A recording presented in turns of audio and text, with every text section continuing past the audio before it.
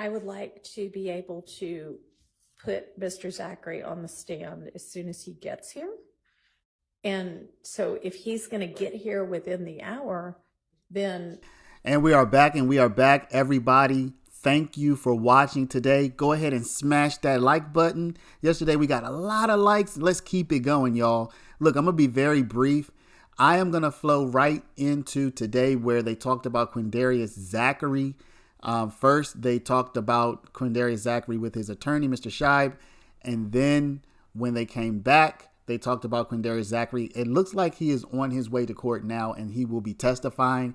So please check our video after court today, which will probably hit about 5:30, depending on what happens. But without further ado, the first 30 to 40 minutes of this is going to be what happened aside from Mr. Sprinkle's testimony. And then for people who want to see it, we're going to flow into that as well. So again, like, comment, subscribe. Thank y'all. And here we go. All right, Ms. Love, what do we know about witnesses for today? So, Judge, we have Mr. Sprinkle. We will be presenting an order or a motion for an order, a proposed order for the court to hear from the staff at Grady about Mr. Zachary. We don't know how the court will handle that, but we'll move. Okay. Because we don't yet have his stat. We have word from the sheriff's office about his status. But the captain was speaking to a charge nurse and looking at what was available, it was not evident to the person I was speaking with what was keeping him. So I will be attempting to have his treating physician, perhaps, if we can get that done, address the matter and whether or not he's able to safely either come testify or be released. The reason I say that is that when he first was taken into custody, he was taken down to Grady and released. And when he was set, it was in 2 days' time, and then he was set to come here, obviously, but then he was taken back right before, and they kept him because of that. So given the set of circumstances that we have, we'll be asking the court to seek from Grady itself, if they will apprise the court, his status and his availability, his tentative release date. And I won't speak more on it. I'll just present a motion to the court regarding that, and the court can decide what the court wants to do. All right, I'm not quite following why we need a court order for that if his attorney who is representing him is okay with the doctor in the hospital providing information, which so far they have been. True, and so it would be a matter of, I guess, a Zoom call or something, but I want the treating physician, to directly relate to the court what his current status is in terms of releasability and ability and an impact on coming to testify. All right. Good morning, Mr. Scheib. Do you have anything to add to this? I spoke to him twice yesterday. Last time was 5:15 yesterday. He told me he's got two medical scenarios. One, he's got real low blood pressure. Hang on. Can y'all all hear him, or come on up to the mic if you don't mind? And when you're saying you spoke with him, do you mean Mr. Zachary or Mr. Zachary's doctor?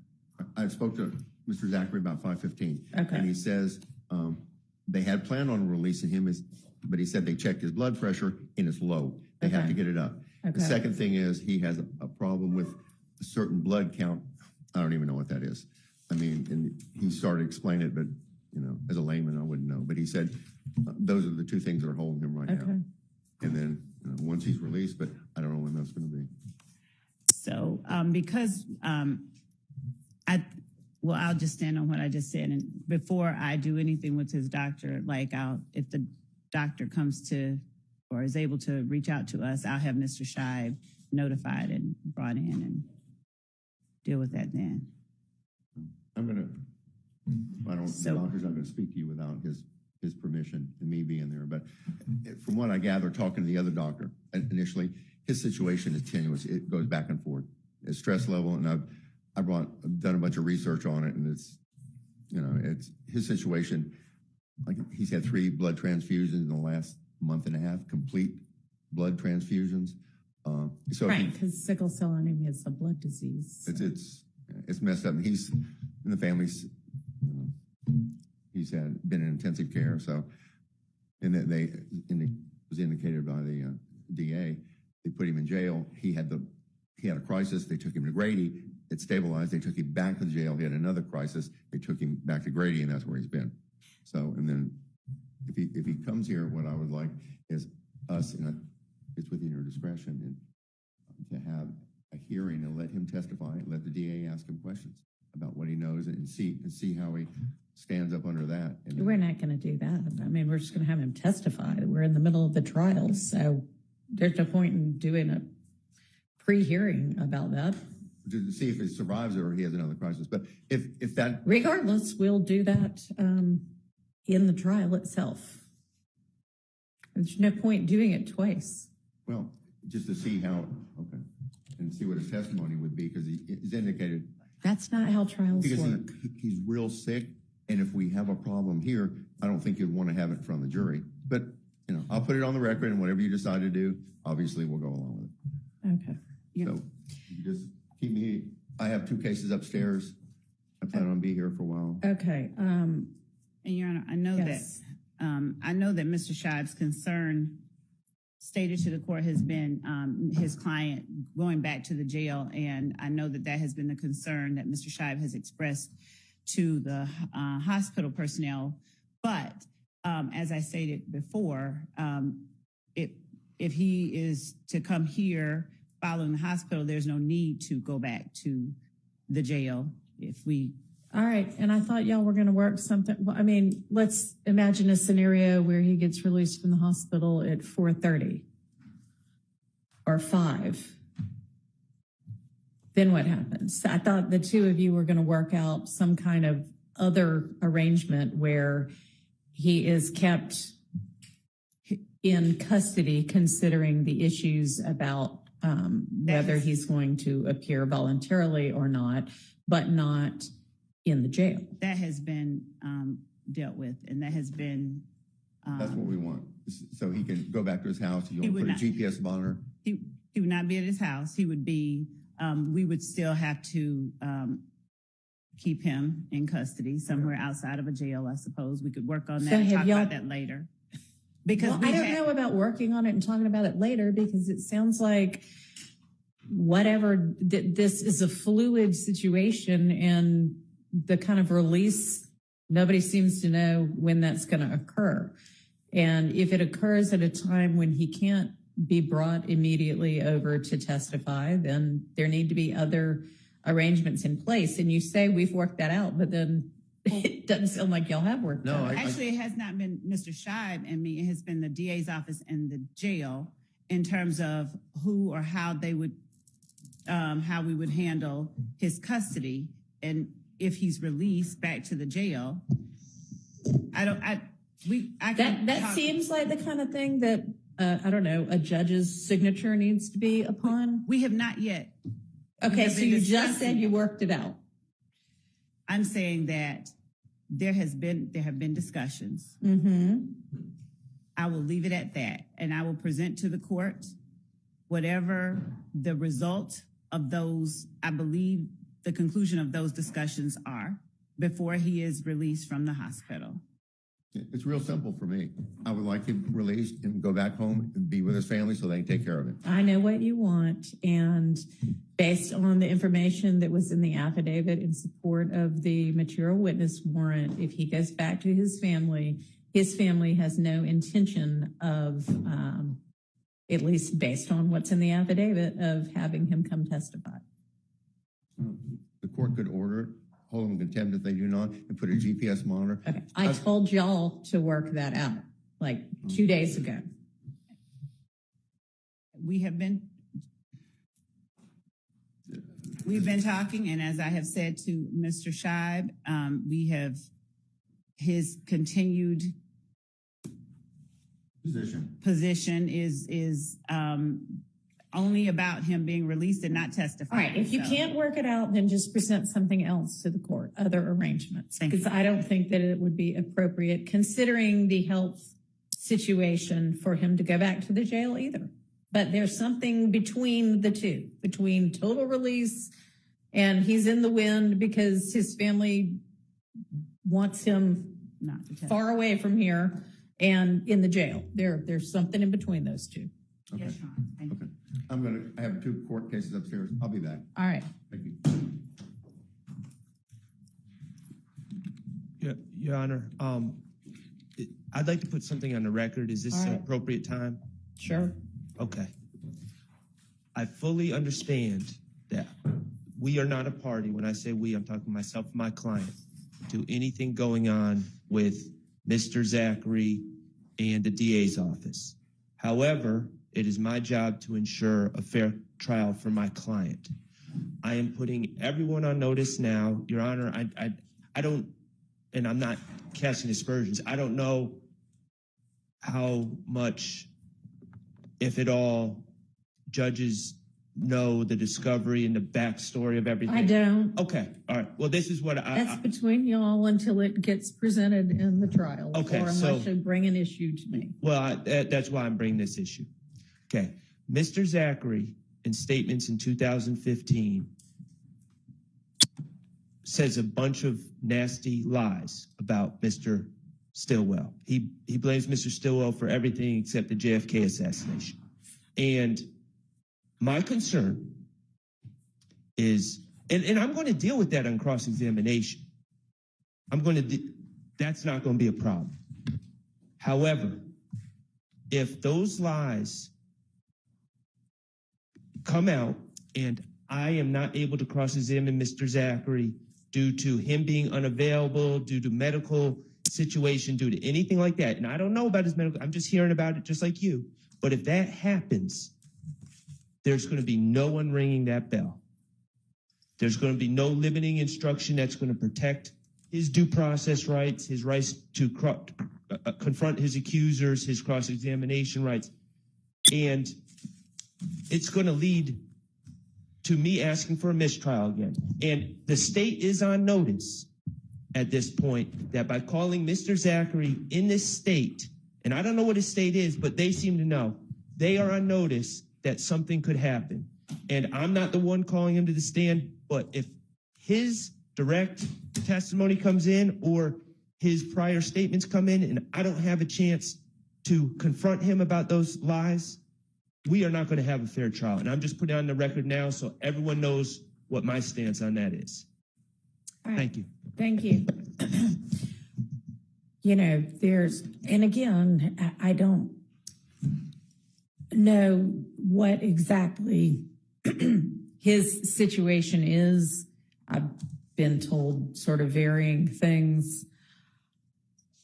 There is, and I guess the most appropriate thing might be to just hear from the doctor, but if he is in a condition where testifying at this trial is risky and he may make it through half the testimony and not all of it or something like that. I mean, there is the possibility of taking his deposition to preserve his testimony, which then all of the attorneys would be present for, and you can do a video deposition. And then if for whatever reason he gets through part of it and not all of it, then it doesn't get used. I mean, that's a possibility.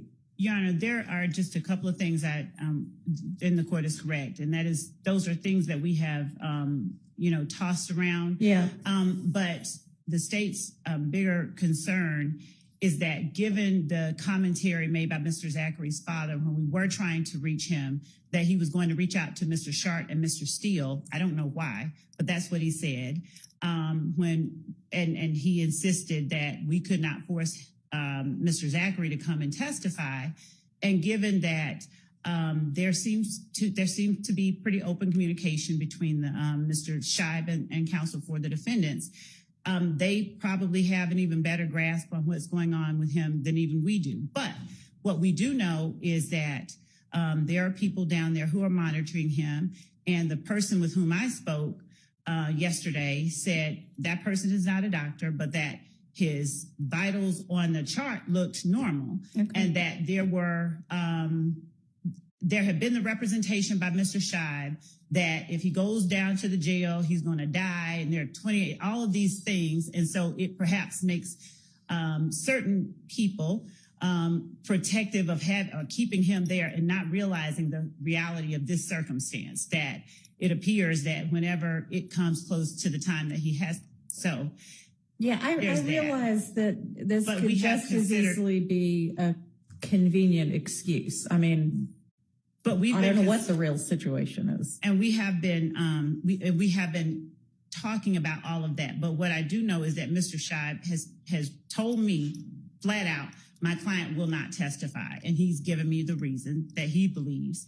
And like I said, I'll just leave it at that. And it's not the reason that he just represented. Okay. Well, I have also not been presented with any sort of an immunity order, and that was something. We have that. Okay. And it's the same. It's just a standard motion under the statute and a proposed order and an agreement for Mr. Scheib and his client to sign. So, and again, Okay, so have the terms been worked out between of the order, whatever the conditions and things like that? Did you and Mr. Scheib work that out? No, Judge, what we did was track the language of the statute.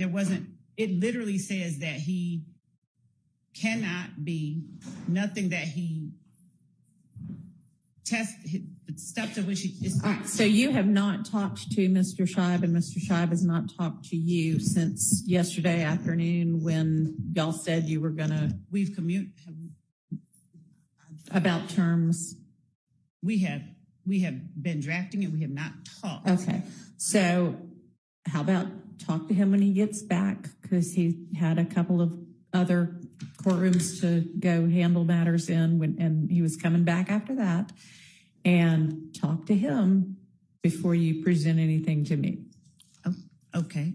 But Your Honor, I would also say that and I will do as the court has instructed, period. That's a full stop. The statute. I love when attorneys say, I'll follow your orders, as if you have a choice. I mean, I guess you have a choice. I could hold you in contempt. But okay, thank you. I appreciate that. Happened, and I don't mean to be or sound contemptuous. What I'm saying, Your Honor, is I don't want the rest of what I'm saying to be interpreted as if I'm going to do something else than what the court has instructed. All that I am saying, or all that I was saying, was that the 245507 has specific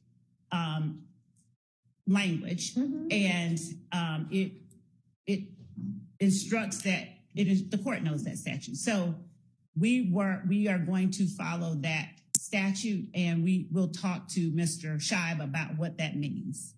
And I don't know if there's something else that he intends to or wants, but whatever that is, we will discuss it with him.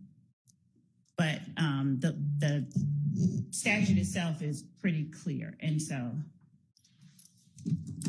we will do as I said, as the court instructs. Okay.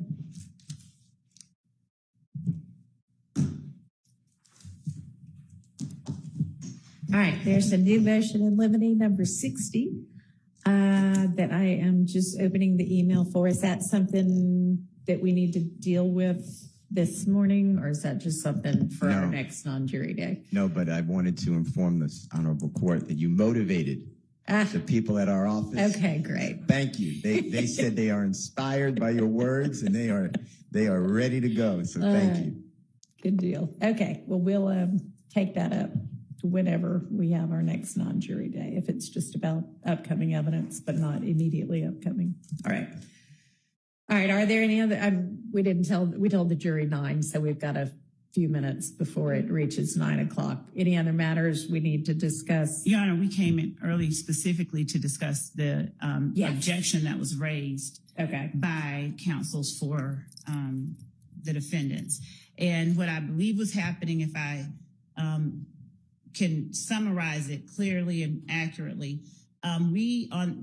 Yesterday evening, we had Deputy DA Mike Sprinkle on the stand, who was asked a question regarding how it is that he conducts further independent investigations into the unindicted homicide cases that he receives in order to make those decisions that he makes. There was the objection, specifically when I asked Deputy DA Sprinkle how it is that he decides, with the thousands of jail calls, for instance, that he has access to, which ones are pertinent to look at. And so there was this objection that we were bolstering, that it was irrelevant, and that we should not be allowed to do that. We should only be allowed to ask DDA Sprinkle what he did in this case. To that, Your Honor, to the extent that the defense has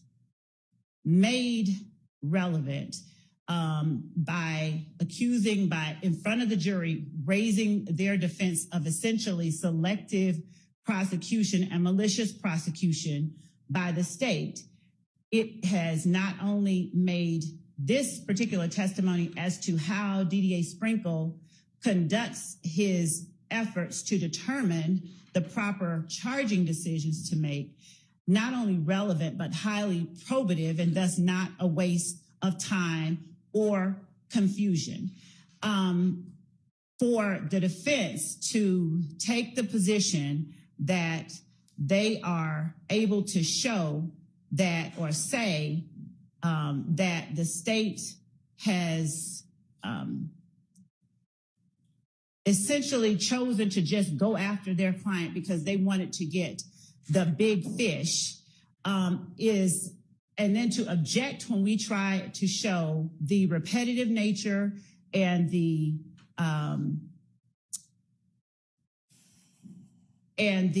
consistent method by which DDA Sprinkle conducts his procedures.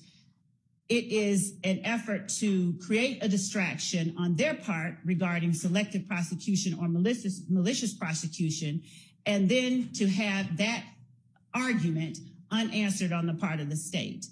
And that is, it goes against 24-1-1, which obviously says that the whole purpose of this process is to determine the truth. And so when the jury is trying to make a determination about what was done in this case, and essentially DDA Sprinkle has taken investigative steps, and he is showing his normal, consistent investigative steps. And for the defense to try and limit that showing to the jury, it's an effort to hide very relevant facts from the jury.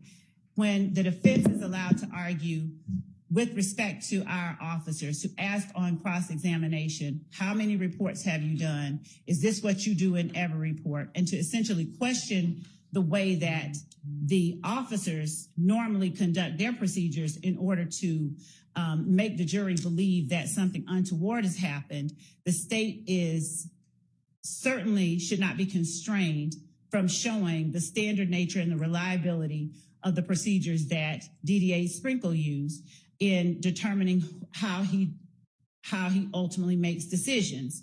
So how the phone calls are obtained is just one thing that makes it credible. It shows that it is a part of his routine policies and procedures, and it is not distracting. It is in fact clarifying.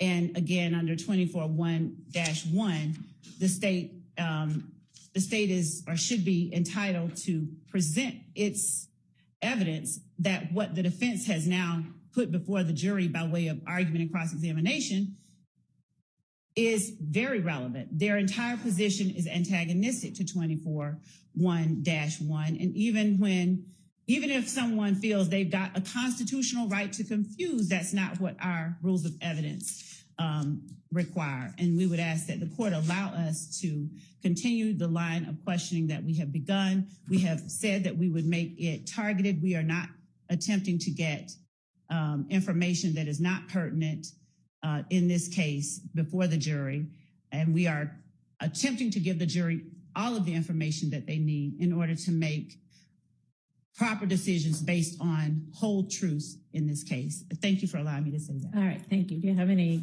case law you wanted the court to consider? Well, as to bolstering, Your Honor, that is what the defense has argued is happening. That has been the basis for their objection. And the first case that I have for the court, it plainly says that bolstering is when one witness testifies or comments on the credibility of another, or when one witness attempts to, after the credibility of something has been attacked, another witness,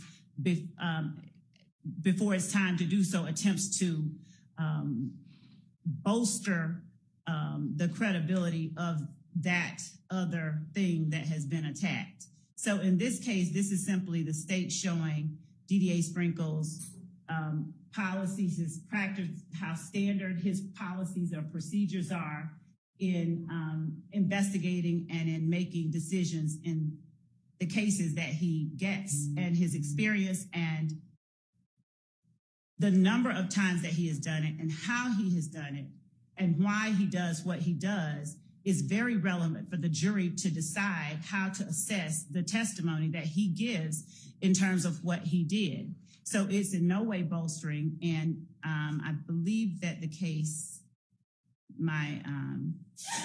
bless you, my computer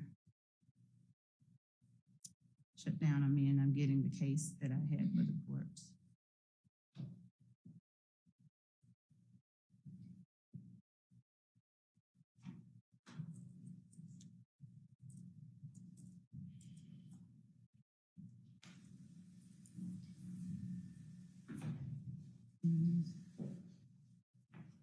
Okay, Brown versus State plainly says, when a witness's statement does not directly address the credibility of another witness, there is no improper bolstering. When the Supreme Court evaluates whether testimony constitutes improper bolstering, the Supreme Court considers the disputed testimony in context. That's Brown versus State, 302 Georgia, 454, and specifically it references 24-6-620 and points out that it says the credibility of the witness shall be a matter to be determined by the trier of fact.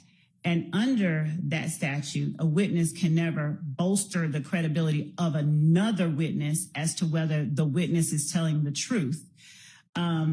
Credibility of the witness is within the province of the jury. And when the witness's statement does not directly address the credibility of another witness, there is no improper bolstering. So in our case, there is no such thing being done. In fact, the opposite is being done when with the lead detective and in the Donovan Thomas murder and with the lead detective in every other case that we have presented to the jury, the defense has constantly and consistently attempted to show to the jury that either there is a malicious or selective or somehow improper or irregular effort to target their clients, to show the absence of those very things with a witness is nothing but to have the witness show, how he is qualified to make the determinations or to do what he did, even when he is a lay witness. All right. Any argument from defense counsel? Good morning again, Your Honor. Good morning. Good morning. Everyone. Your Honor, prosecutor just stated that there was an objection when Mr. Sprinkle was going through jail calls in which are pertinent, and I believe that we could just get there. OCGA 24-1-1 talks about the mission of a case, and here the mission of a criminal case is whether the state of Georgia proves to the jury beyond a reasonable doubt the guilt of one or more of these accused. That's it. It's not about Mr. Sprinkle's work. And he can say, I have found this jail call, and if the court admits it, they can play it. But him going through, this is what I do, and I have grand jury power, and I don't always follow the police, and I don't indict other people in other cases at times that the police think should be indicted, is really no play here to that mission. The prosecution's attack or statement or justification maybe would be the right word that, I'll just say me, but have raised the defense that the police targeted Mr. Williams. I stand by that. It came out in evidence. Just for instance, when this honorable court was here, it came out in other factions of the case before this honorable court graced the bench in this case. But Mr. Copeland's statement, which was admitted over objection on June 10, 2015, he's with prosecutors, not prosecutors, police officers. And they specifically say, we don't want Shannon. He's a little fish. We want a big fish. And it comes out, I want Thug. I want to know where his money's from. This was embedded in the case by the prosecution. And Mr. Copeland testified, I knew who they wanted. And he said, whether it's believed or not is up to, obviously, the trier of fact. But Mr. Copeland said, I knew that I can get out of that interrogation room by finessing against Mr. Williams, and I lied. That's, short, that's a fair amount.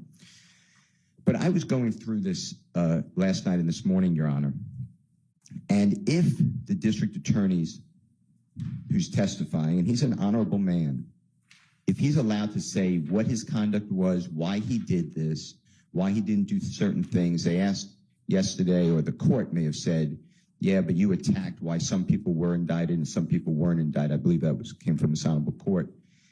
Then I would like to have, I believe that's a waiver of work product. I mean, we're getting very close to strategy, and they're revealing, they being the DA's office through this witness, may be revealing to an adversary, which waives attorney work product, what they did and why they did it. And if that's true, I just know myself, and I, God willing, follow the law. I'm going to serve a subpoena. It'll be met with a quash, I'm sure. And you're going to have to go through all of the in-camera inspection of all emails, text messages, memos from meetings. I'm going to put Paul Howard on my witness list because this case had been languishing before indictment for approximately 7 years. And I don't see why we're doing that, because it could extend the trial, which is fine. But it really is going to be met by a blizzard of people reading all, if you allow it, of the state's inner workings. So then we can confront Mr. Sprinkle. Well, you made this decision. I want to understand why you did this decision. Because this memo says this. For instance, there's no wiretap on Mr. Williams' telephone. There's a wiretap order that was given to us, a proposed order, in discovery. It was never given, that I could tell, to a court. Well, I find that interesting, but it's not in evidence. I wasn't going to ask about it, but if his strategies are coming in, he will be asked. Now, I'm confident, knowing the Honorable District Attorney elected Willis, she has control of this case. I just know that from dealings with her and in the past and on this case. So she will be added to the witness list, because it's really not Mike Sprinkle's call who to indict.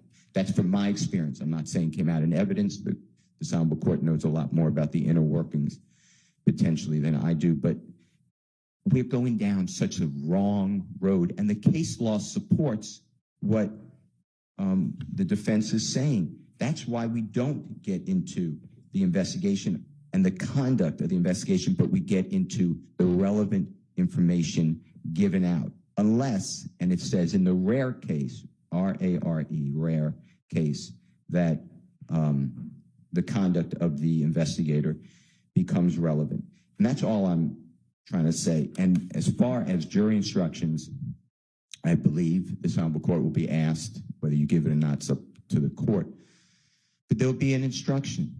The fact that it's a party to a crime. and we have a conspiracy, so I believe it's coming. The fact that others have not been charged, are given immunity, are beyond prosecution, were prosecuted, or been acquitted is irrelevant. In the indictment itself, it states that the grand jury does hereby charge and accuse the following 28 people.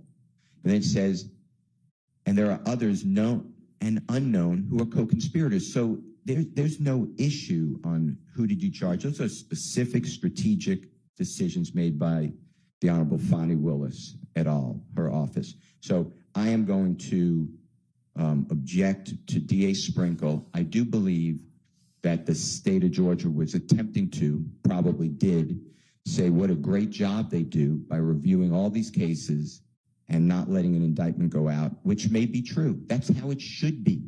That's what we demand of our prosecutors, but it doesn't really come into this case. So I stand on our objections for the cases I gave last night. Okay. Yes. Okay. Your Honor, so Mr. Scheib, I believe, is on a Zoom call, so he's discussing what we talked about with Ms. Hilton. And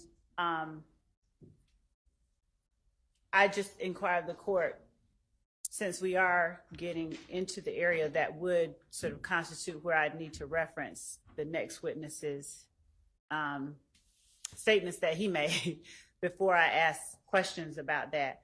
Would the court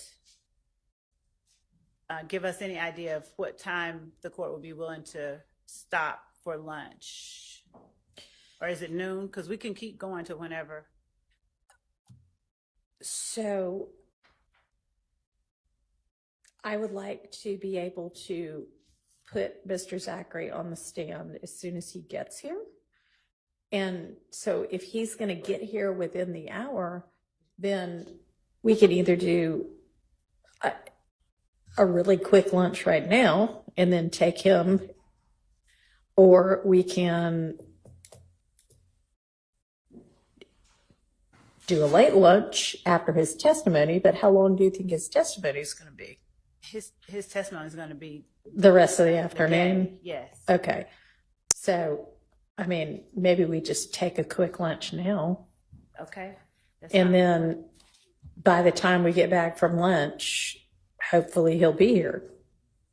Does that make sense? It does. It does. Okay. I just wanted the court's direction. That's all. In Okay. terms of, because I didn't want to take Mr. Sprinkle like all the way through to the point where he's here and then we break for lunch and he's out there. And No, I want- agree. I don't want him, once he's here, I'd like to go ahead and start his testimony, not say, well, it's nice that you're here, but we're breaking for lunch. So let's just break for a really early lunch right now. And you said you think he'll be here, or I don't know if you said that. The estimate from the sheriff's office is within 1 hour. Okay. So why don't we, it's 10 after 11. Why don't we break till quarter after 12? That's fine for me. And if he's not here by that time, I don't have a problem continuing with Mr. All right. Sprinkle until he gets here. Okay. So if one of the deputies can just let the jury, since I told them it might happen anyway, let them know they're on break till 12:15. Miss Love, you can get hopefully whatever you're going to get in place with regard to an immunity order. And I guess you technically need to give me the motion too, but it's sort of been acknowledged in open court by Mr. Scheib that his client is going to plead the fifth otherwise. So I understand there's a basis for needing it. And I'll say it if he, so, Your Honor, if he decides to, notwithstanding the immunity agreement, refuse, I'll speak about it with Mr. Scheib because He might get taken into custody. and not by, Hmm? and the state should not be required to house him. He's in jail. Excuse me, would you speak in the microphone, please? So if, I'll say this. Get to the microphone and then speak. It's premature, I believe, to speak on this, but I'll just say that I would ask that the court, you know, if Mr. I don't know what Mr. Zachary is going to do when he gets here, given everything that we've heard, but so I'll just actually wait and see.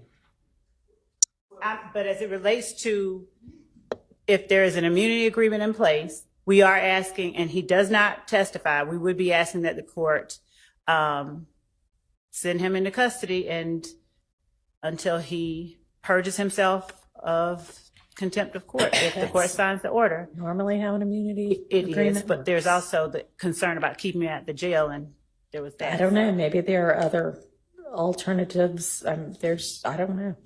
Okay, that's it, Judge. Thank you. Okay. All right.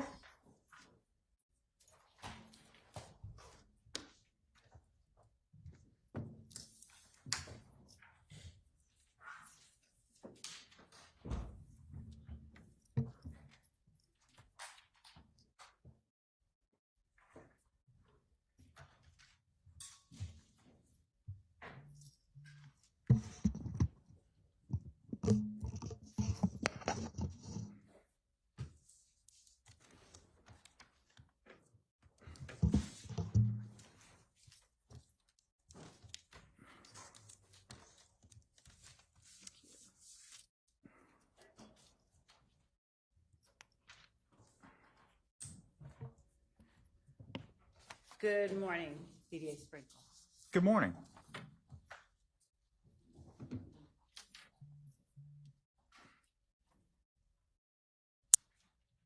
When we broke on yesterday, I believe that the last question that I asked you was how it was that you went about targeting what phone numbers, for instance, to listen to when you are investigating or conducting an independent investigation of unindicted cases that you receive from law enforcement. Would you explain to the jury how you go about doing that? Well, I think he already answered that question yesterday. I think that there was the objection at the end of the day. So I think that was, he had not completed his response. My understanding is that he did, and so I'm going to object on asked and answered. Your Honor, Sustained. Mr. Sprinkle, where is it that you get the information from regarding what numbers to look for in Securus as you began to look into how to make your decisions in investigating independently cases that you receive? well, there's a few areas. The first is looking at the numbers that the inmate called and running each number individually to see which numbers the inmate actually called versus which numbers another inmate called using that inmate's pen. That's the primary way. And if you slow down just a little bit. All right. Go ahead. But the other way is I would, if I had, for example, from intelligence that's gathered during the investigation, for example, if cell phone records were obtained by the investigator or by me, however they were obtained, I'll go through, for one of the parties involved in the case, I'll go through them and I'll generate a list of phone numbers from those phone records. And what I'm trying to do there is run every phone number that occurs in a party of interest phone records through the jail call system. Because I'm not oftentimes just looking for phone calls from people that have been actually charged with the crime. I'm also looking for phone calls from people that may know something about the crime and that those phone calls are placed to those people in close temporal proximity to the homicide or event that I'm interested in. And how, when you speak about the fact that there are some calls that are made off pin and some calls that are not, how do you determine when a call is made by a person that you are actually seeking to gain information from? There's a number of factors that go into that. One of the most basic and easiest to explain would be I just recognize the voice. If we're talking about the inmate, like if I want to verify that it is in fact an inmate that I'm interested in that's placing the call, then I just develop a familiarity with their voice through various means. Wherever I can find a known exemplar of their voice, then I listen to that and I learn their accent and the tone and tenor of their voice. And that based on a few other things, like, for example, how often the inmate customarily calls this number. If I know that that number belongs to somebody that's a close family member or friend of the inmate, then that's another thing that is kind of an indicia of reliability that is in fact the inmate that's calling that number. But I think the primary thing is just knowing their voice. Is it a common practice to, once you have done these things that you've described for the jury, for you to then talk to people that have not been identified?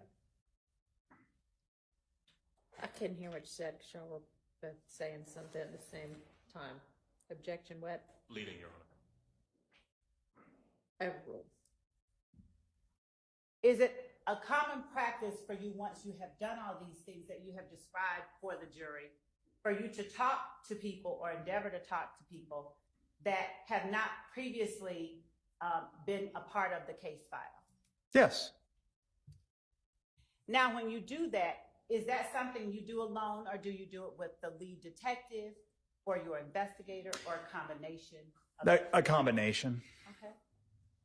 How often is it that you have actually found people that you had not previously identified is a part of the case file, that were people you sought to obtain information from to further investigate a case? I'm going to object as to relevance, Your Honor. Sustained. Okay. When you actually do locate a person and go and talk to them, do you put that in some kind of memorandum or recording that you preserve to provide to the defense?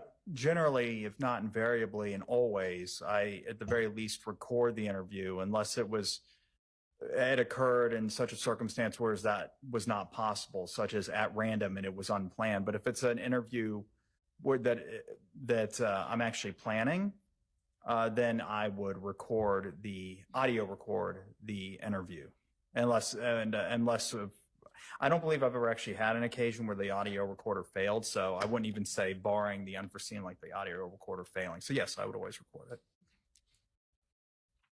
And do you also provide supplements to the case file that you receive from the police? Yeah, not in every case, but particularly if it was a case in which I did a lot of extra investigation, then I would write a supplement usually.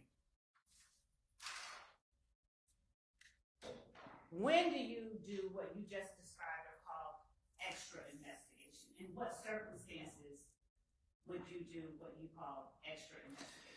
Well, if it was And you can explain to me. in my estimation, if the case needed more investigation, if it needed extra investigation, if after reviewing the case file, I found that the evidence was lacking and that it wouldn't be appropriate to present the case to a grand jury, let alone take it to trial, then I will conduct a quote unquote extra investigation, as I called it, hoping to find more evidence to make the case better or otherwise dispose of the case appropriately. Now, let me ask you this. What about people that have already been interviewed by law enforcement? Do you ever go out and interview those persons after receiving a case file? Your Honor, I'm going to object again as to relevance. Let's go ahead and move on to more targeted questions. When you receive a statement of a purported witness in a case, do you take the statement given to you in the case file as all that witness has to say, or do you ever endeavor to go speak with them yourself? Sustained.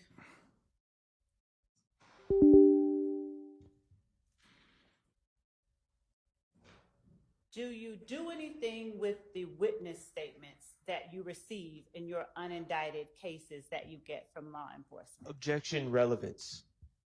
Your Honor, that goes directly to his practice, his way of conducting investigations into the cases that he then makes other decisions for, and it goes to how it allows the jury to gauge his practice, his Counsel approach, please.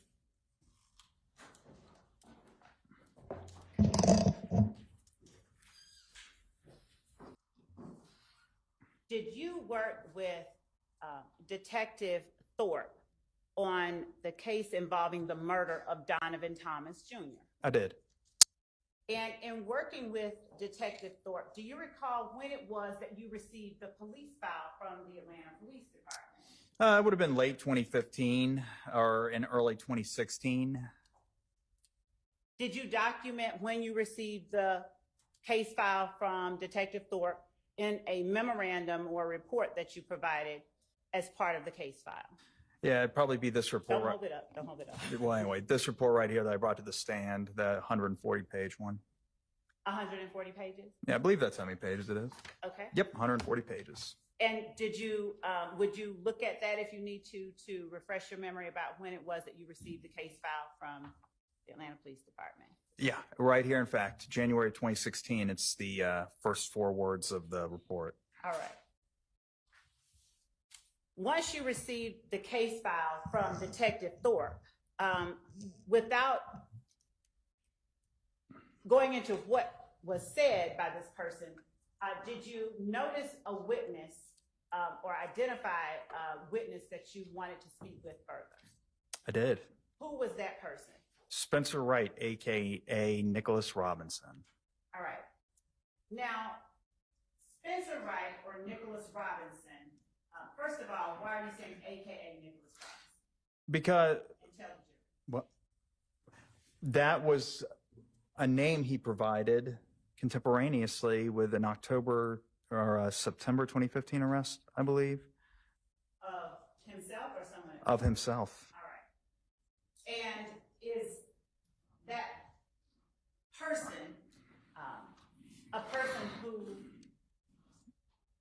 had a statement already inside the case file you received from the Atlanta Police Department? He did. All right. So if there was a statement by that person already inside the case file, why did you want to speak with that person? Or did you want to speak with that person again? I follow-up questions. Say that again? I had more questions, follow-up questions, other questions that after reviewing the case file that I had that hadn't been previously asked by the Atlanta Police Department. And is it common when you have questions that haven't been answered in your regular course of reviewing cases to locate those persons, to ask them more questions? Yes. Objection, relevance. Overruled.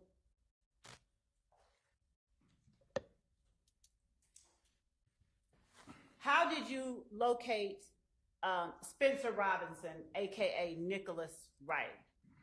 Spencer Wright was Spencer Wright, AKA Nicholas Wright. Spencer Wright was an inmate at the Atlanta City Jail, located next door to the public safety headquarters at 226 Peachtree Street, which is like 2 blocks away.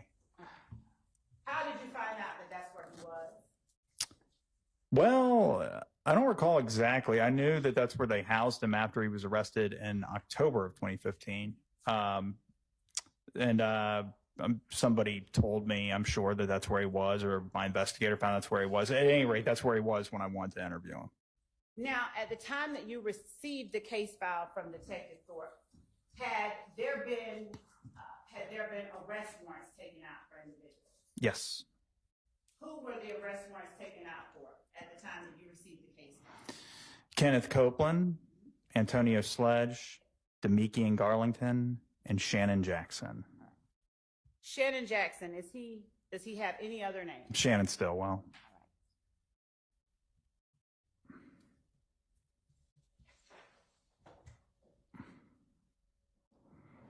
And when you received the case file, did the case file have in it more than a written report? In other words, did it consist of audio interviews, surveillance, anything like that? It has surveillance video, had a written report drafted by the lead detective, among other things. But the key things were the written report drafted by Detective Jim Thorpe Jr. of the Atlanta Police Department, the surveillance video that depicted the incident, another surveillance video from a gas station. I believe I had that in the initial case file as well. Some crime scene photos, I believe, may have been in there. Although I do recall obtaining more some point later. But And audio from interviews, some cell phone records. I don't recall every single thing that I had. I didn't obtain the entire case file immediately because I recall throughout the course of my work on this case, consulting with other investigators with APD and obtaining little pieces of the case file as I went along. But Hold up, stop. yeah. All right. So, would you back up, and I'll use one of my colleagues' words, and unpack what you just said a little bit for the jury? Regarding the murder of Donovan Thomas, I had audio interviews from some of the people that, if not all of them, that Detective Thorpe interviewed as part of his investigation and his report, and surveillance video. All right. And so slowing down a little bit, you said you did not have all of the case file, that you got other information from other investigators? Well, I guess that's how you define case file. I had what Detective Thorpe provided me, but there were other investigators at APD that had been working on this matter. And so were those other investigators, the information you sought to get from them, were they not in or part of the file Detective Thorpe gave to you? Right. I remember in particular, there was a lot of cell phone records that I obtained from another investigator that I did not obtain from Detective Thorpe. And that if specifically when I say another investigator, I'm talking about Tyrone Dennis. Okay. Now, if you would, slowing down a little bit more, if you would, please tell the jury how you determined that Detective Dennis had information of interest to you in this case. Well, I met with Detective Dennis sometime in, I believe it would have been January 2016, sometime in early 2016. Did you meet with him with Detective Thorpe? No, I believe it was Detective Dennis and Lakia Gaither, and I met them at the Atlantic Police Department's public safety headquarters in a large conference room. Okay. Okay. Pause.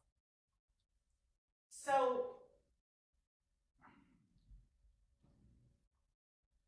when you first got this particular case with the individuals listed that you just named, for whom warrants had been taken out, did you follow the same procedure that you described yesterday for the jury to gain additional information? Yes. In order to assess the case? Yes. Was there anything that you knew personally about any of the people who were, for whom warrants had been taken, that made you decide to go out and seek additional information in this case? Are you asking me, do I personally know the defendants, the people that the police charged? Yes. No, I did not know them.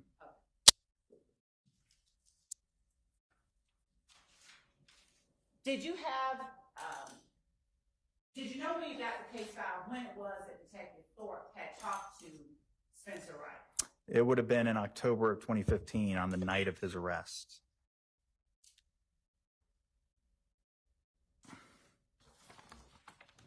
And did you have, as part of your case file, information that immediately after talking to Spencer Wright or Nicholas Robinson, that Detective Thorpe took out the warrants for the persons you just named?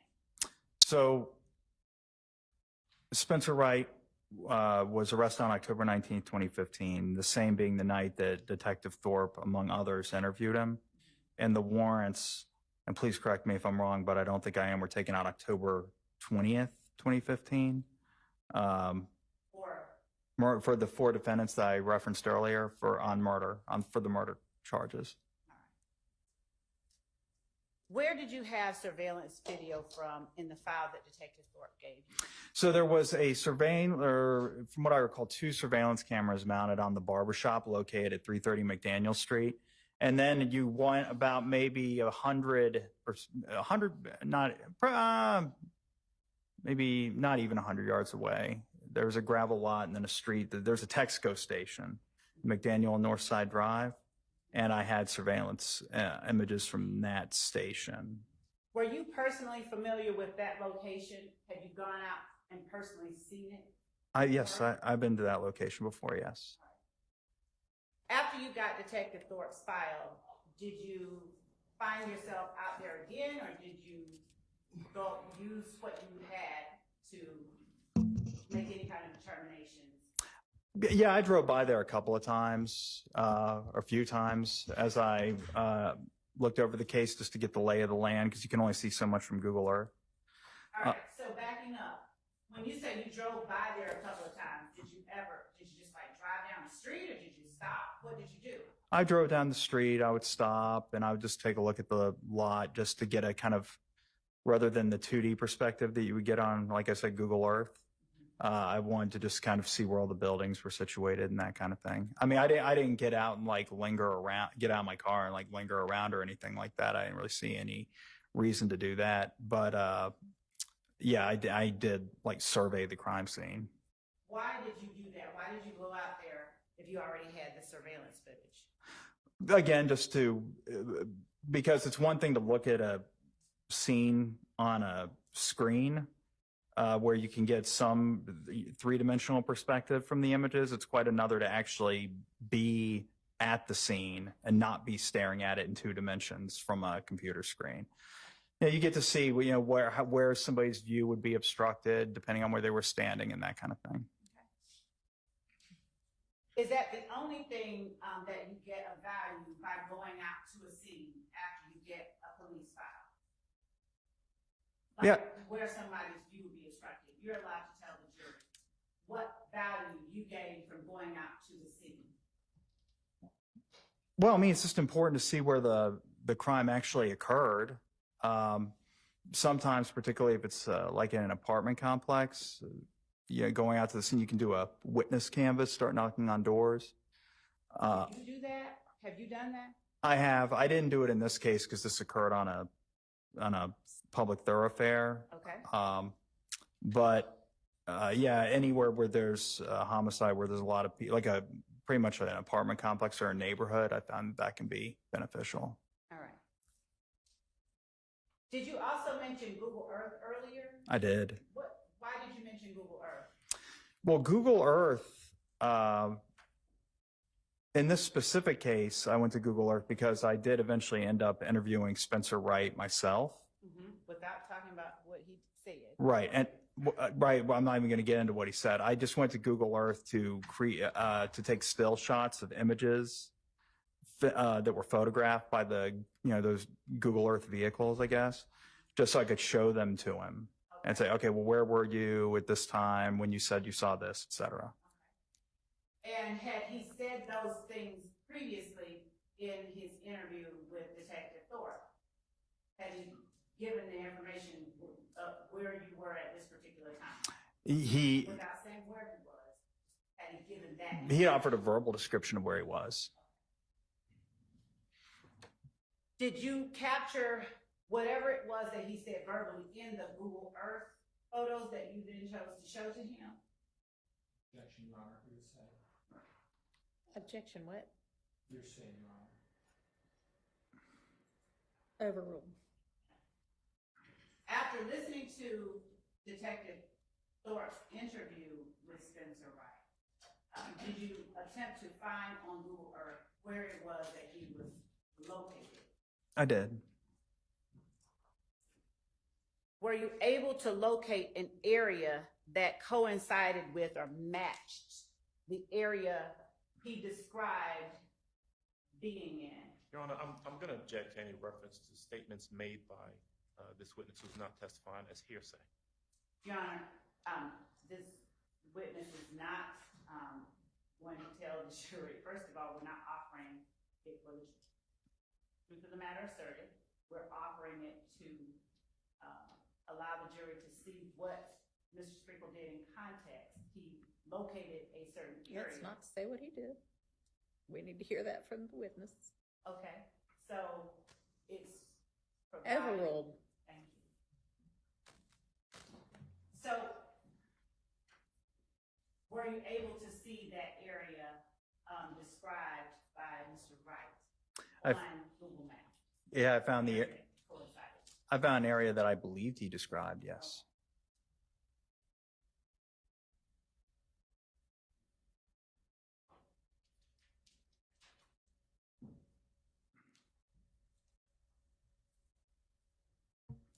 Why were you looking for the area where Mr. Wright described?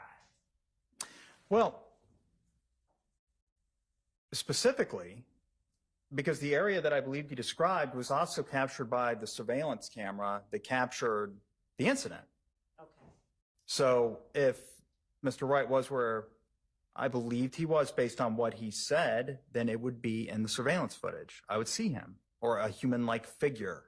Given the clarity of the surveillance footage, it wouldn't have been sufficient to actually make out his face, but I would have at least expected to see that. Did you see Mr. Wright or a human-like figure in that area you were looking at on the surveillance footage? I did not.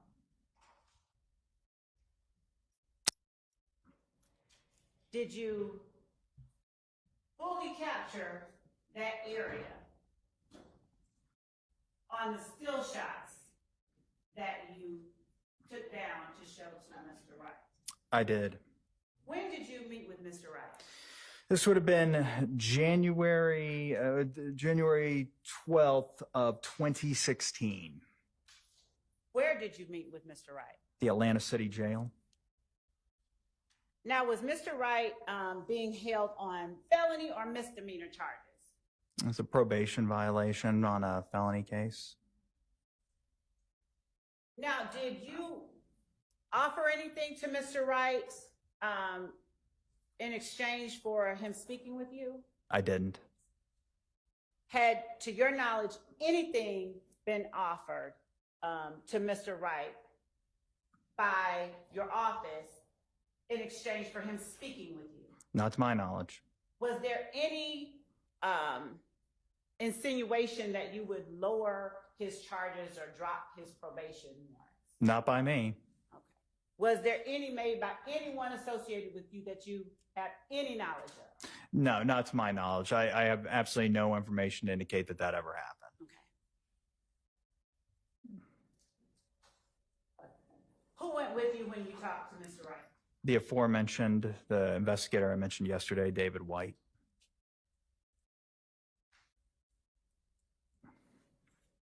How long, do you remember how long you met with Mr. Wright? Probably maybe like an hour. I audio recorded it, so however long the audio recording is how long I met with him. Well, in relevant part. And I audio recorded the entire thing. It would probably 45 minutes to an hour and a half, I would expect, somewhere in there. Did you video record it as well? I did not. In fact, I brought a voice recorder no, I just brought a pocket voice recorder. Now, why weren't you in an interview room video recording you all's interaction? It was actually in a pod, like an inmate dorm at the Atlanta City Jail where Investigator White and I interviewed him. And there was like a little, like a break-off room to the side of the pod, and we just met him in there. There was a table and chairs in there, and we just talked to him. And were any other inmates around while you talked to him? Present? Well, they weren't in the room with us. I don't recall if they were out and about in the dorm. But yeah, there were other inmates. I don't recall that any of them were within earshot of us, though. Not within earshot. Is that what you said? I don't know. Certainly nothing happened during the interview that alerted me that somebody was listening in. I'll leave it at that. And I don't recall having a feeling at the time that, because I believe I would have. That would have left an impression on me if I thought that others were eavesdropping. And I didn't have any feelings of that sort while I was doing the interview. Now, how many images did you show to Mr. Wright? I don't know exactly how many. Let's see. Probably like 15 to 20. Were all 15 to 20 images that you showed to Mr. Wright? Probably more like 10 to 15, actually. It's somewhere around there. It was less than 25. Were all of the images that you showed to Mr. Wright images captured from the barbershop footage in front of which the murder occurred? Yes, it was Google Earth still shots that just depicted the scene. Okay. And still shots from the barbershop surveillance footage. Starting with the Google Earth still shots that depicted the scene. What did you do with those still shots? I printed them out Okay. prior to going into the interview. And, and when you showed them to Spencer Wright, given that they weren't from the actual night of the murder, what were you doing with them? Well, given that the scene had remained, from the time the murder happened to the time that the Google Earth vehicle photographed the scene had remained unchanged. In other words, the lay of the land was essentially the same. Mm-hmm. My objective was for Mr. Wright to identify where both he was and other parties were at various times during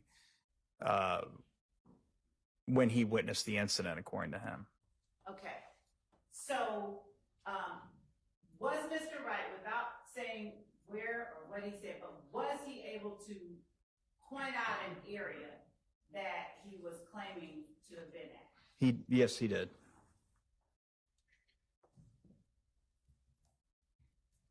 And was that area also captured in the surveillance footage from the barbershop? It was. Now, was the lighting the same on the Google Maps images that you showed him as it was on the night of the murder that was captured on surveillance? No, because the Google Map images were captured during daylight hours, whereas the homicide occurred during just after nightfall or during twilight hours. Were there any identifiable landmarks in the area that you were interested in regarding Mr. Wright that were clearly depicted on the Google Earth printouts? What? Stationary objects. Well, there was a bench, yes. Okay. Mm-hmm. And where was that bench located? It was located at a bus stop. Where? Where's the bus stop? Yes. It's across the street from 330 McDaniel Street. Okay. About how far from 330 McDaniel Street? However wide the street is, I don't know, 30 yards, 40 yards. Okay. Because it wasn't like directly across the street. I mean, it was sufficient that it was captured within the surveillance footage, but it was kind of, I guess it depends on how you define it. It was definitely across the street, but if we're going through the front door of the barbershop, it wasn't directly across the street from the front door. It's kind of like diagonal. Diagonal? Yeah. Mm-hmm. All right. Is that bench visible on the surveillance footage? It is. Were you interested in looking at a particular time on the surveillance footage after listening to Mr. Wright's interview and speaking with him yourself? I was. And what particular time were you interested in looking at? Well, time is in a constant here because there's the time that I believe the incident happened, and then there's the timestamp on the video, which differed. Okay. And so let's start with the time that the incident happened. If it's different than the time on the video, how do you go about finding what time to look at? Well, I'm watching the video. If you, in this case, you have a surveillance video, and the incident of which we're speaking is prominently featured when you watch that video. So I could just watch the video and wait for that incident to occur, and that's when I knew that the portion of the video that I was viewing was relevant insofar as it depicted the incident, regardless of the timestamp emblazoned thereon.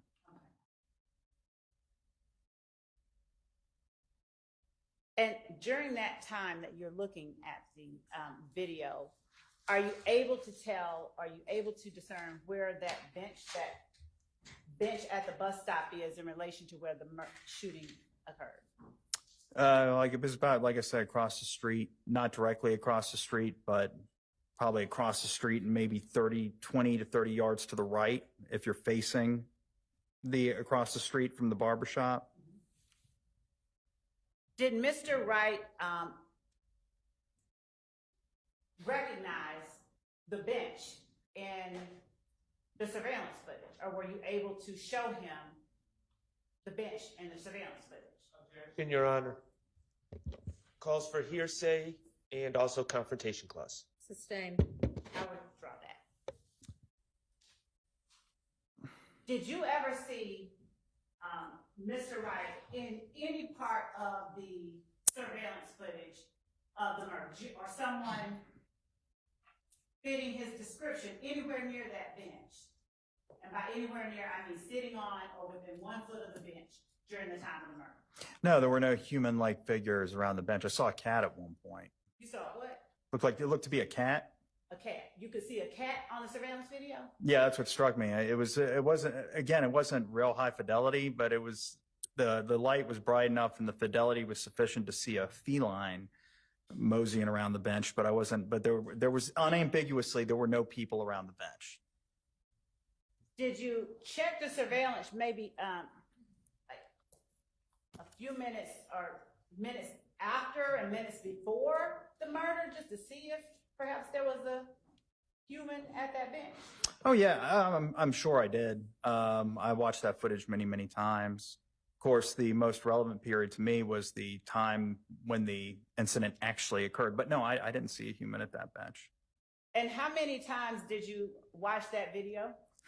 I didn't keep count, but it would have been many, many, many, many times. So at least 150 to, I don't know. It was many times. Why did you watch the video so many times? To see every time Tell the jury.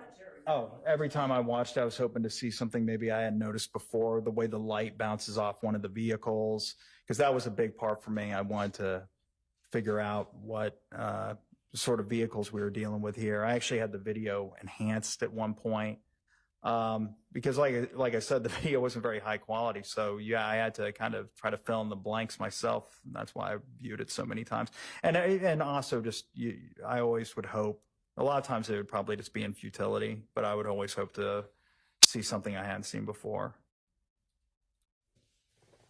Now, when you said you had the video enhanced, would you tell the jury what you mean? I mean, when you say enhanced, what did you do? I sent it off to private corporate companies or individual. There were two. It was Target, like the retail store. They have a division within their company that deals with surveillance footage, and they at the time, maybe they still do, but they at the time, they would digitally enhance surveillance videos. And there was another gentleman named Walter Pineda who offered the same services. He was an individual. Why did you send it out to two different places? Just, I guess the more the better. Were either of those places able to allow you to see anything more clearly in the video? A little bit. Yeah, it helped a little bit. Yeah, it's digital. And so there's really only so much they can do to clean it up. It's just ones and zeros. But they are programs that can, I guess, kind of filter out some of the noise from the picture and that kind of thing. And that's what they did. So it helped a little bit. Now, is it unusual for you to take surveillance footage in unindicted cases you receive from law enforcement officers and send it off to other agencies to have it, to see if you could have it enhanced at all? Objection, Your Honor, relevance. Overruled. It is actually, I think this is the only case I've ever actually done that on. And why then did you choose to do it on this case? Because the video was so important and I really needed to identify as much as I could in that video. Now, was this, when you say the video was so important, was this particular homicide case for you any more important than the others or any others that you worked on, the case itself? No, it wasn't any more important. Any case, it got more attention because for my purposes, it was essentially unsolved right when I got it. And so that elevates the priority of any homicide case. Now, I wouldn't say priority isn't the right word. It really isn't. It's just the amount of time that I'm going to spend on it certainly goes way up. Okay. And when you said it got more attention because it was unsolved, how often did you get unsolved cases in your capacity as an unindicted homicide? Objection, relevance. Overruled. Not very often, thankfully. The police don't normally make charges on. Relevance and non-responsive. Sustained. So, Sustained. All right, when you say, not often, can you tell the jury approximately how many unsolved homicide cases you've worked with during your time? And it doesn't have to be an exact number, just approximately. Because my follow-up question is gonna rely on. Maybe 20 to 30 truly unsolved cases.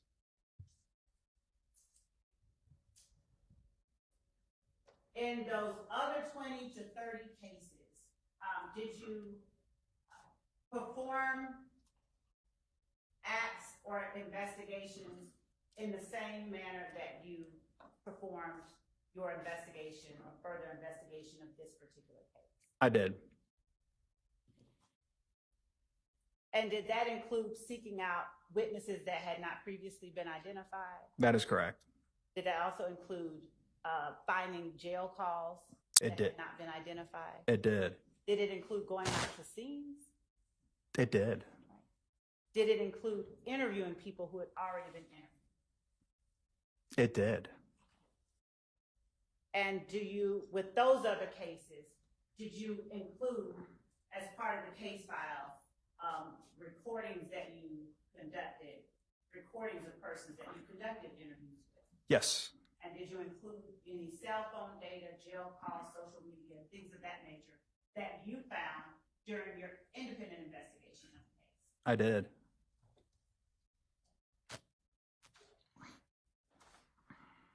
And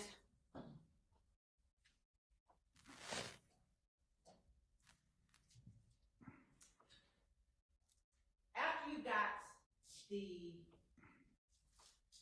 video enhanced of the barbershop, did you review any other, or I should say, did you review any other video besides the barbershop video?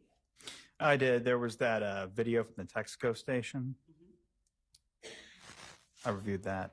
The video from the Texaco station, were you familiar with how to work that system when you first got it?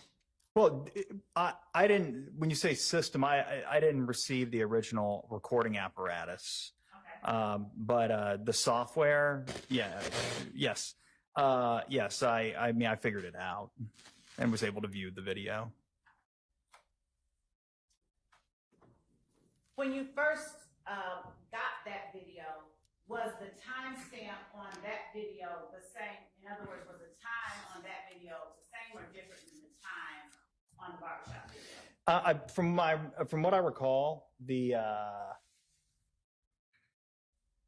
barbershop surveillance video is considerably more accurate than the video the Texaco station video is considerably more accurate than the barbershop video, if not entirely accurate. Okay.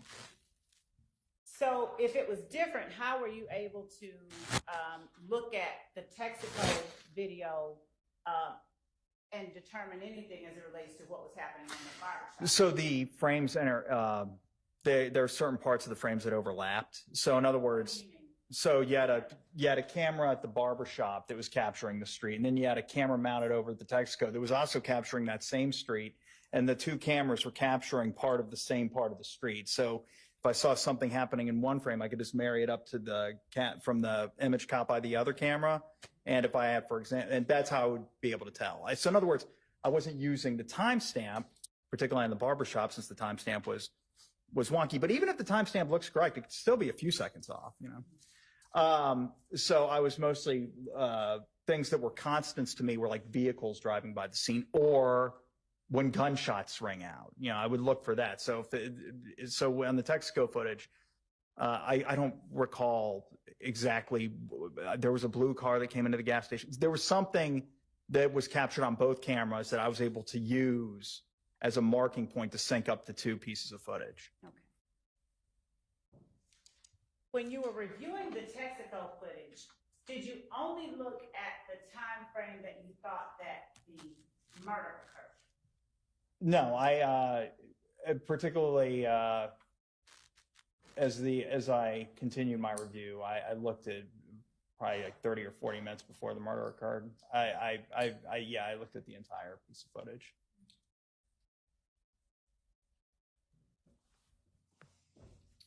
We're going to come back to the Texaco footage, but I want to ask you, after looking at the Texaco footage, did you do anything to identify persons or objects that you saw in the Texaco footage?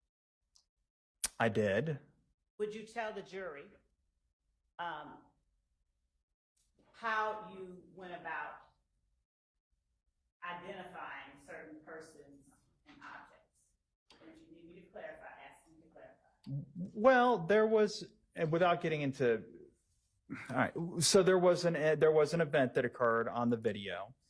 First thing is that I was looking for something specifically that, based on other evidence in the case, I'll just keep it broad or general here, based on other evidence of the case I suspected I was going to see on the video. And then as I watched the video during that time frame, I did in fact see what I thought I was going to see. Did or did not? I did. Okay. And it was a vehicle specifically. There was a certain vehicle, and when I saw it, based on other things that I had seen, and specifically I'm talking about social media records, photos, and cell phone tower data, I thought I wonder if this person is at the gas station. And when I looked at the footage, I said, oh, well, I recognize that vehicle from social media. And then as I continued to watch the footage, I recognized one of the people that was inside, was a passenger in that vehicle, because that person walked into the store and they got close to the camera. And because they were close to an interior surveillance camera in a well-lit store, I was able to see their face. And then as other things happened around this vehicle that I recognized in the footage, I complete investigative tasks to figure out who the other people were. I already knew who one of the people was, the person that was driving the vehicle, or I had a strong suspicion as to who was driving the vehicle I was looking for based on cell phone records and social media photos and videos. So I already knew right when I saw it, I had a pretty good idea. I knew for a fact who one of the person was, and the person that was driving the vehicle, I had a pretty good idea who it was. All right, let's unpack a little bit of that. Now, what vehicle were you looking for? It was a 2002 Pontiac Bonneville. What color? Gray. Why were you looking for, better yet, did you have a particular reason for seeking out that vehicle? Your Honor, calls for hearsay. I haven't asked him what anybody said. I don't know what the answer's going to be, but it potentially could. Let me tighten it up then. Was there a particular person of interest to you based on what you had learned during your investigation up to that point? Objection, calls for hearsay. Sustained. Were you looking for any particular gray Pontiac Bonneville? There was one particular gray Pontiac Bonneville that I was interested in, yes. All right. And who did that Pontiac Bonneville belong to? Either belonged to or is associated with a man named Javoris Bradford. Is there a nickname for Javoris Bradford? Tuda, T-U-D-A. All right. Now, did you attempt to locate any social media footage that related to Javoris Bradford or Tuda? I did. Would you please turn to the jury and tell the jury how you went about locating social media accounts associated with Javoris Bradford or Tuda? Well, I just searched for him probably on Facebook first, because particularly back then it was easier. And I either found him or a family member on Facebook, and then browsing the family member's profile. And this may not be exactly how I did it, because I don't recall exactly how I found Mr. Bradford's Instagram page. But somehow or another because on Instagram he went by the moniker I'm_living_great at the time. Mm-hmm. And so basically on probably starting at Facebook, finding family members, fanning out, and then on finding him on Facebook, finding maybe where he screenshot an Instagram page and pasted it to his Facebook. That would be how I would have found his Instagram page somehow. And then, and like I said, his Instagram name was I'm_living great. And did he have himself depicted in that Instagram footage? I'm going to object. That's hearsay. Overruled. What did he have himself depicted in that social media footage or social media information that you saw with any kind of vehicle in particular? Yes, it was a 2002 Pontiac Bonneville. Gray? It was. Okay.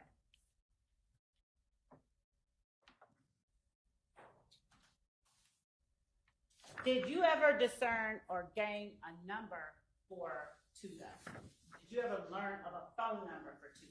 I did pretty early on, actually. Where did you get the phone number from for Tuda? So I testified previously about how I. But don't talk about your previous testimony. Have you ever testified in front of this jury? Yes, yeah, that was something I said like earlier today. Okay.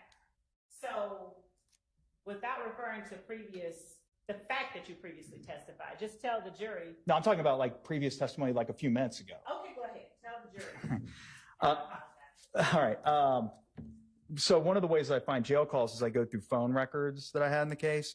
And in this case, I had some phone records. All right. And I don't recall whose phone records it was exactly. But I just started running numbers that appeared in the phone records, whether they be numbers that were called by the handset, the records of which I was reviewing, or numbers that called that handset. It didn't matter to me, just whatever. I was running them through the jail call database. And one of those, because like I said, I was trying to get intel. It wasn't just, obviously on the night of the shooting, the murder, yeah, I mean, I would expect that the people that committed weren't in the Fulton County Jail, so I obviously wasn't looking for inmates to be saying that they did it. Okay. But I was trying to get for intel from people that maybe were being called from inmates. And one of those numbers was 404-957-8008. And I'm flipping through these discs to make sure, to refresh my recollection. Okay. To make sure that I'm citing that. Yes, that is right. 404-957-8008 was one of the numbers that appeared in those phone records and that I ran through the jail call database. And on doing so, I did find calls that I deemed relevant that were placed on the night of the homicide from an inmate inside the jail. So, Madam Court Reporter, and I suspect some of the jurors have informed me that you are speaking a little too fast. Do you mind slowing down and saying what you just said one more time? Yes, I found a number inside within the phone call logs that were obtained by the Atlanta Police Department for one of the parties of interest, whether it be a person of interest or a witness or a defendant, whoever it may have been. And it didn't matter to me. All I wanted were numbers from the phone numbers of people that may have known something about the homicide and may have been called either on the night of the murder, the day after the murder, 2 days after the murder, whenever they were called. You're getting really fast again with the All way right. you're talking, so try to slow down. All right. And one of those numbers of the many that I ran was 404-957-8008. I ran it through the jail call database, and I found that there were 2 calls I was able to retrieve anyway. I think at least 2 that were placed to that number on the night of the murder from an inmate inside the Fulton County Jail, and they were placed after the 8 o'clock p.m. hour. Okay.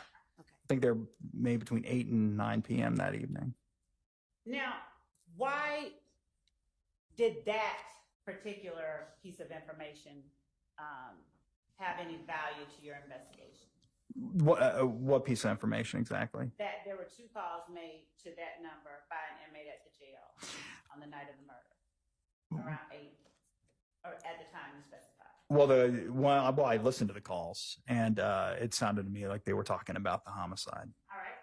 So, were you able to identify who it was that was inside the jail that was making the call to that number? I did.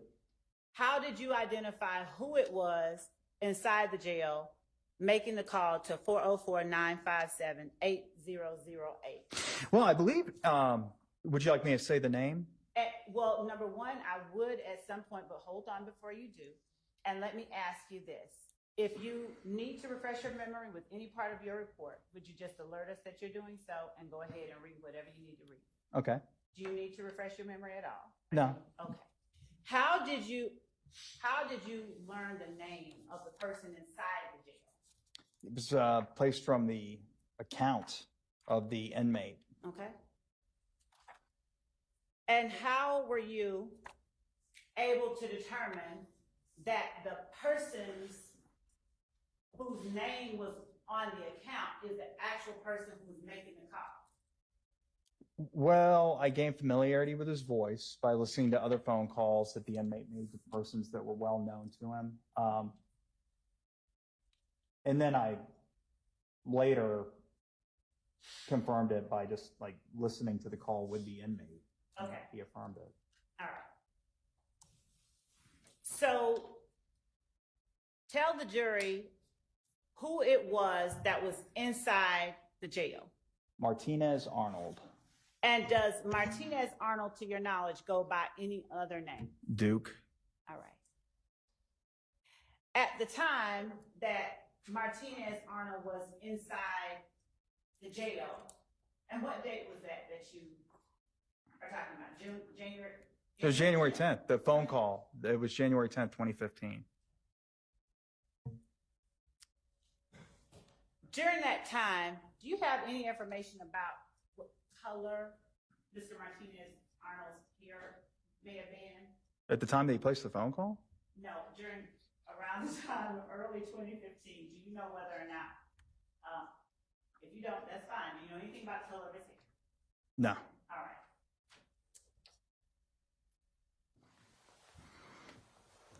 So once you listened to the call, did you attempt to get any more calls made from the Fulton County Jail? I did. I downloaded a lot of jail calls on this case. What jail calls, how did you go about deciding which jail calls in this case you were going to download? Well, I tend to be over. I'll download because the jail calls don't reside on the server, the Securus Corporation server forever. I try to err on the side of just downloading them. So as I ran those numbers through the Fulton County Jails database, any calls that came back on the numbers from this phone, like the phone records, I just download them. But what would prompt me to pay particular attention to them is if they were placed in close temporal proximity to the homicide. Certainly a call placed like an hour or two after the homicide would be something I'd want to listen to. Also, I downloaded calls of the defendants that they placed following their arrests at the Fulton County Jail. I put those in the file as well. Okay. And at the time that you were looking for the phone number and confirming, you picked up something in front of you. What is it that you have on this stack of items in front of you? Those are just, I burned all of the jail calls. Not every single jail call that I download during but most of, I tried to confine or memorialize as much as I could to this report that I testified about earlier today. That's 140 pages long. And as I went through the report. The answer is non-responsive to the question. Listen to the question and try to focus on answering the question that's asked. I'm also going to object to the relevance of the length of his report. Sustained. What is it that those are in front of you? They're just the jail calls that I testified to downloading and interviews that I conducted. I burned them to disk. Okay. And the one that you picked up to refresh your memory about the 404-957-8008, would you pick that up? Okay.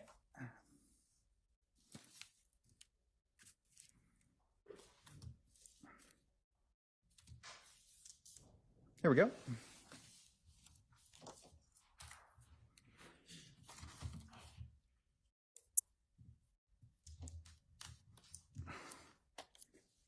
I'm going to show you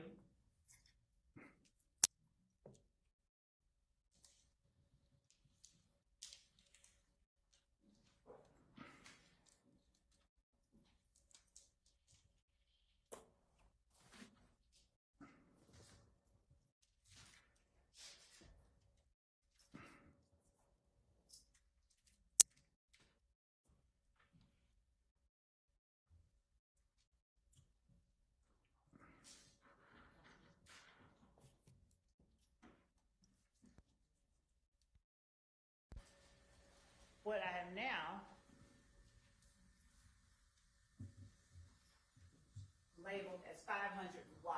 Is that the disc that you just handled? Yeah, yes, this is a disc that I created yesterday.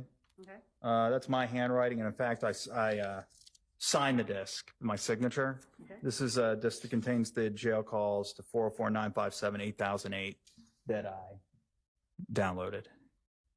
Now, when you said that you downloaded it yesterday, do you keep all of the jail calls that you download in a particular case somewhere where you can later copy it to a disk, or what They're do on you a server. My case file, all the case files are on a server. They're all digital. They're just stored on a computer. Okay.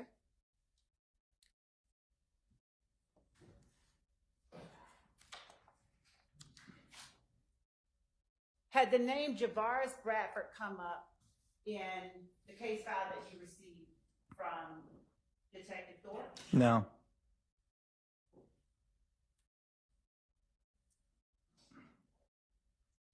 And do you recall approximately how long after you received the case file from Detective Thorpe that you became interested in the name Javaris Bradford? It would have been on or around January 10th, 2016, when I found the jail calls that are on State's Exhibit 5004. I think that's 500Y. Oh, 500. Excuse me. All right. Thank you, Judge. I'm sorry. Terrible handwriting.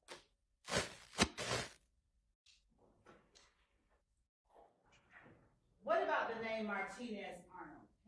Did you know about that name? Was that name in Detective Thorpe's case file that he gave to you? That I don't recall. I don't know that I don't recall if he was in the case file or not. Let me ask a better question. At the time you received the case file from Detective Thorpe, was the name Martinez Arnold of any interest to you in this investigation? I don't recall. Did you note anywhere in your report whether or not it was? I'm sure I referenced him in my report insofar as he was the inmate that placed the call that became of interest to me. But as far, I'll just say this: he was in jail on the night of the murder. Okay.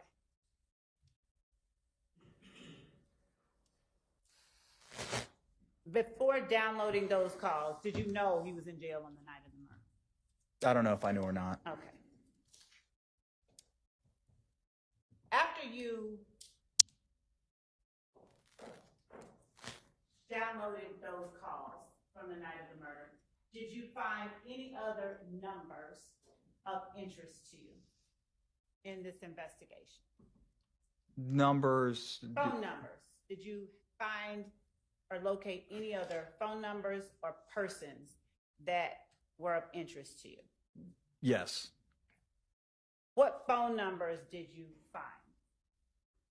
Well, yeah, I get there was a number. There was a lot of. I mean, I remember doing quite a few search warrants for cell phone numbers and focusing on cell phone numbers or records that had been obtained by the police department. Okay. So going back to the way you described obtaining information to conduct more investigations, did you follow the practice that you ordinarily follow in terms of search warrants to get more information, to gather or follow up on information you learned? Yes. All right. With respect to Spencer Wright, did you ever see any jail calls from him? I did. All right. Now, where did you look to find jail calls from? For Spencer Wright? Yes. Well, I wasn't able to look for the jail calls myself for him. They were on a different system because he was at the Atlanta City Jail, so I reached out to someone there and asked them to pull them for me. So thank you for clarifying that. Is reaching out to someone at a different facility with access to calls you don't have access to something that you did only in this case, or is that a practice that you follow to get information? No, I've done that on other cases. That's not uncommon. And if you slow down and speak into the mic and to the jury, say that again. Yes, I've reached out to other facilities, jails and prisons, correctional facilities in the past to obtain calls, recorded calls placed by the inmates that I don't have direct access by way of a login and password at some website. Okay. And so when you reached out to the Atlanta City Jail, what information were you trying to get if you didn't know or have Spencer Wright's jail calls or phone number? What were you trying to get? I just wanted to see what Spencer Wright, I wanted to hear, I should say, what Spencer Wright was saying to people after his arrest in October of 2015.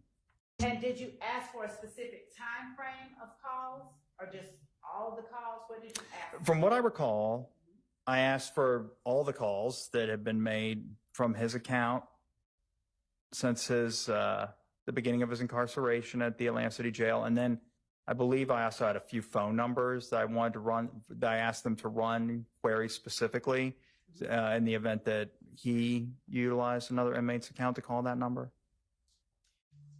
So that's interesting. So when you say in the event he utilized another inmate's phone number, where did you get the phone numbers that you wanted them to run to see if he was using another inmate's phone number? That I don't remember. All right. It probably just phone numbers that they're probably just it may have been the same phone numbers that I ran through the Fulton County jail database. Not knowing who Mr. Wright knew or he didn't know, I'm sure I just thought, just out of curiosity, run all these numbers. Maybe I had a phone number for a family member that I found. Did you follow the same procedure you used in all of your other unindicted homicides? I did. In terms of running those numbers? I did. All right. Did you have jail calls, since this was 2016 that you're looking for these, did you have jail calls for Spencer Wright that went back into 2015? I believe so. Yes, I did. And did you find a phone number? And if you don't recall, let me know and I'll refer you to Attorney Hilton a moment ago. Okay. There's a gentleman outside. His name is Mr. Bush. It's spelled B-U-S-C-H. And he mentioned to me that he drove to your courthouse. He did not take his medication. He has a spinal issue. He's on prescription medication. Okay. He was subpoenaed last night by the DA's office, told to be here at 9.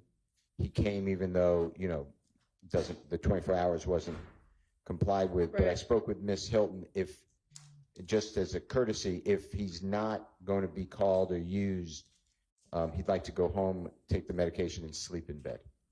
We went outside the hallway. He's not there, so I'm waiting to see where he went so I can go and speak to him, Your Honor. But he wasn't in the hallway a few seconds ago. All right. So is that somebody you plan to call today? We'll probably be able to release him, so that's why I want to talk to him to see where he is, and if he's in that condition, we'll probably release him. Okay. For today. All right. Anything else? I guess we need Ms. Love back for the witness testimony. Yes. So do you want to, and is Mr. Sprinkle available still? Okay. Thank you. Go ahead, Ms. Love. Thank you. Mr. Sprinkle, would you refer to page 13 of your report, and if you need to refresh your recollection, just read over it and look up when you've refreshed your memory. Okay. All right. So did you gather phone calls from Mr. Wright that were going back as far as 2015? Yes. And would you tell the jury if they went back as far as November 5th, 2015? They did go back as far as November 5th, 2015, because I obtained a call that Mr. Wright placed on November 5th, 2015. Now, how many calls did you obtain from Mr. Wright, if you know? The total number of calls, I do not know. I did put them on a disc though, so the disc would obviously have all the calls that I ran, but it would be over a dozen. Over a dozen? It'd be, I believe, well over a dozen, actually. And if you have that disc, would you pull that out? Sure, let's see.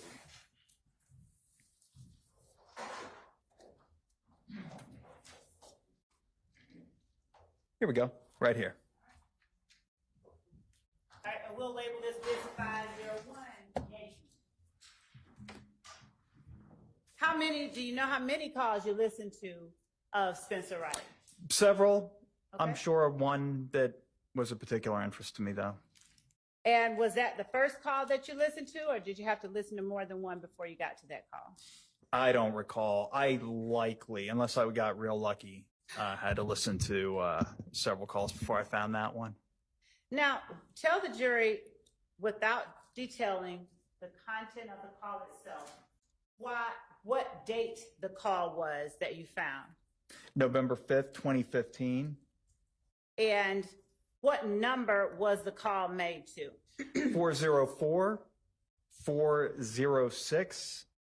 404-406-7784.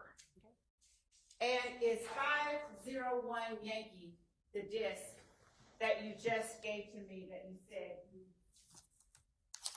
downloaded the calls Yes, this is made the, by Spencer Wright? yes, this is the disc that contains the calls that I requested from the Atlantic City Jail, the jail calls, the recorded calls placed from either Mr. Wright or numbers that of which I was curious. After you listened to the call, did you say what time that call was made on November 5th, 2015? 1:28 p.m.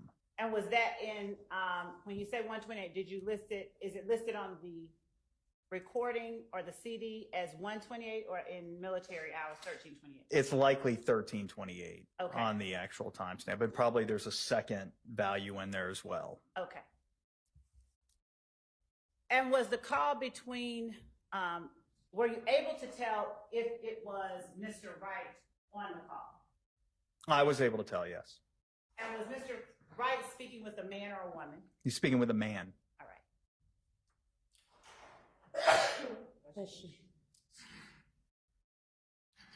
And without saying what either person said, are you able to tell the jury the subject of the call? The subject of the call was No, calls for hearsay. Overruled. the subject of the call was Mr. Wright talking about what he. Well, Right, don't let's, say what he was talking about. Don't say, don't, without saying what anyone said. Let me be more specific. Was the all right, OC.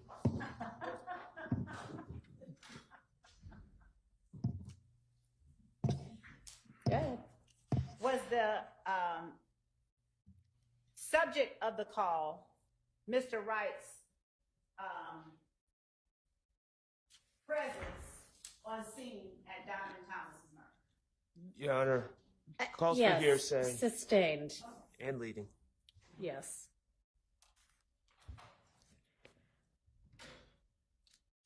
Your Honor, Yes. so I'll ask this question, and if it's an objection, but did they talk about Don Nutt in the call? Objection, Your Honor. Sustained. All right. Your Honor, given that I'm not asking him anything for which I'm offering the truth of the matter asserted, and it's a subject, I don't think that it's hearsay. Okay, well, I appreciate that you don't think so. Okay. So I'm gonna take that as you're not gonna reconsider. Correct. All right. So, after you listened to that call on November 5th, 2015, 1:28 p.m., between Mr. Wright and the person he called at 404-406-7784, did you endeavor to locate the person to whom Mr. Wright was speaking in that call? Yes, well, my first endeavor was to figure out who had that number, and then I asked David White, investigator David White, to locate him and speak to him. All right. So back up a little bit. You said you endeavored to find out who had that number, I did. and was that the number ending in 7784? That's correct. And did you take the steps that you described for the jury earlier that you take in trying to determine what number belongs to what person? I don't know if I went into great detail about that. I mean, there's numerous ways to figure out who a cell phone number belongs to. Tell the jury. I believe here, I found that somebody on Instagram posted that number in comments that were publicly visible as their number. In other words, there was an Instagram user that said, "Contact me at this number," Okay. in a comment section of a post. All right. And then through perusing their Instagram profile, I eventually found enough biographical information. Like, today is my birthday. I don't know if that's specifically what happened here. It suffices to say that I found enough publicly available information about the person who posted that 7784 number as their own to figure out who they were. And who did you have David White locate after you saw that Instagram information? Are you saying the person I identified as posting that number as their own? Yes. The name was Jacquees. First name spelled Jocquuise. Smalls. Last name spelled Smalls. And did you find a date of birth for Jacquees Smalls? September 27th, 1988. Do you remember whether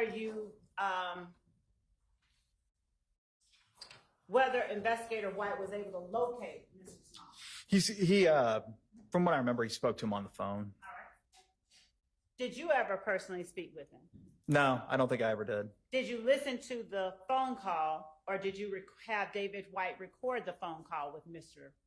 Smalls? Investigator White recorded it. And did you listen to it? I did. All right.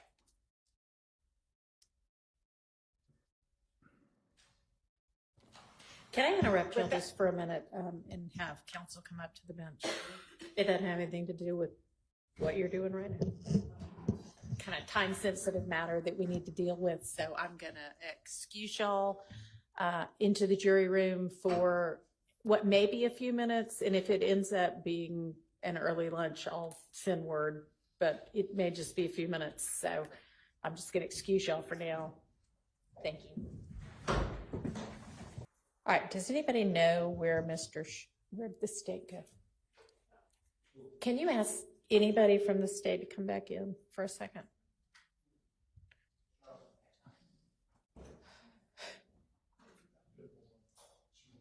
Hey, just any of you. I just, so one thing we need to do is locate Mr. Scheib, and I don't know that we have his direct number, but I'm sure somebody does. He's out in the hallway right now. Oh, That's okay. what we were doing. Great. All right, so y'all need to get something together. Yes. And it sounds like within the hour, Mr. Zachary will be over here. And I Yes, don't and we know would- if you want to, you had mentioned earlier having a doctor talk to the court or something. I don't know if that's something you still want to do or. No, not Okay. considering that he's being released. It was for the purpose of discerning. Whether he could be. Yes. Okay. All right. So I don't know can we leave to Miss Hilton or another member of your team to get all of that in place and continue with this witness right now? Or Yes, she is doing that, and whatever the court instructs regarding that. I know you wanted to hear from Mr. Scheib. I didn't know if you wanted to hear from him before. I don't need to hear from Mr. Scheib. No, I mean in terms of the agreement, the immunity agreement. Again, I don't need to hear from Mr. Scheib unless y'all can't come to an agreement as to whatever the terms are going to be. Okay. If you can, great, just present it and I'll sign it. Okay. So if Ms. Hilton's handling that, then I'm happy to just continue on with this witness with the jury. So she is out there talking to him, Your Honor, because of course that I will be the person examining Mr. Zachary, and I just like to speak with Ms. Hilton and Mr. Scheib just quickly for a second, since they're out there. All right, if it's a second, it's one, that's fine. If it's going to be that I need to send the jury to lunch, I don't think so. I don't Okay. think he'll be. All right, take a couple of minutes and come back and report.